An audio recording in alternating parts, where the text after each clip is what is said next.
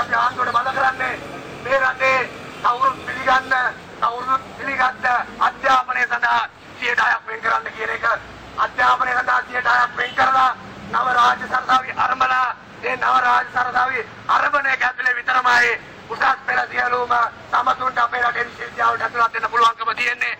අන්න ඒ නිසා අපි මෙතෙන්ට එක්රාශීලා ඉන්න මේ රටේ තරුණයන්ට ශිෂ්‍යයන්ට අපි කියනවා අපිත් එක්ක එකතු වෙන්න, දෙමව්පියන්ට අපි කියනවා අපිත් එක්ක එකතු වෙන්න. මේ රටේ සිවිල් සංවිධාන අපි සියල්ලටම අපි ආරාධනා කරනවා මේ රටේ මේ අධ්‍යාපන අර්බුදය විසඳීම සඳහා අධ්‍යාපනයෙන් අපේ රටේ සාමාන්‍ය ජනතාවගේ අයිතිවාසිකම් ඔවුන්ගේ ජීවිතේ නැති වෙන එකට එරෙහිව ක්‍රියාමාර්ග තෝරන්න අපිත් එක්ක එකතු වෙන්න.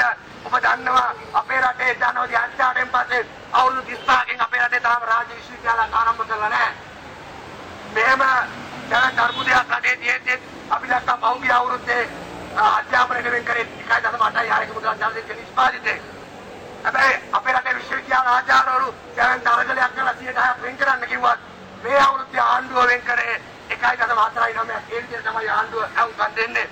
අධ්‍යාපන අමාත්‍යාංශයේ ලේකම්වරයා මේක පිළිගත්තත් අධ්‍යාපන අමාත්‍යාංශයේ ලේකම්වරයා මේ සම්බන්ධයෙන් අදාළ තැන්වලට දැනුවත් කරනවා කියලා කිව්වට හැබැයි අපේ රටේ ආණ්ඩුව අපේ රටේ පාලකයෝ ක්‍රියාත්මක වෙන කියන්නේ අපිට සැකයක් තියෙනවා වෙන්නේ. මොකද අපි මේ ප්‍රශ්න විශේෂයෙන්ම කතා කරමින් ආවා.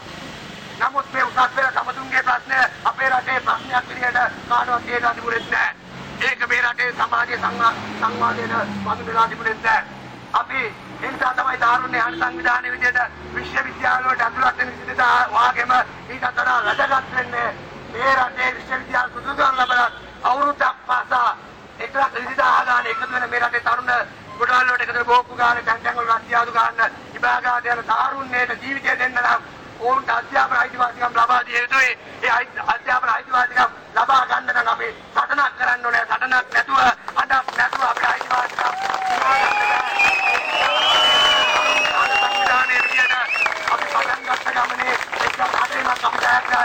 අවසන් කරලා තියෙන අපේ පෙස්සම අපේ ප්‍රශ්නයට බාරගත්තා. හැබැයි අපි ඒකෙන් අපේ ක්‍රියාමාර්ග අකුලන්න අපේ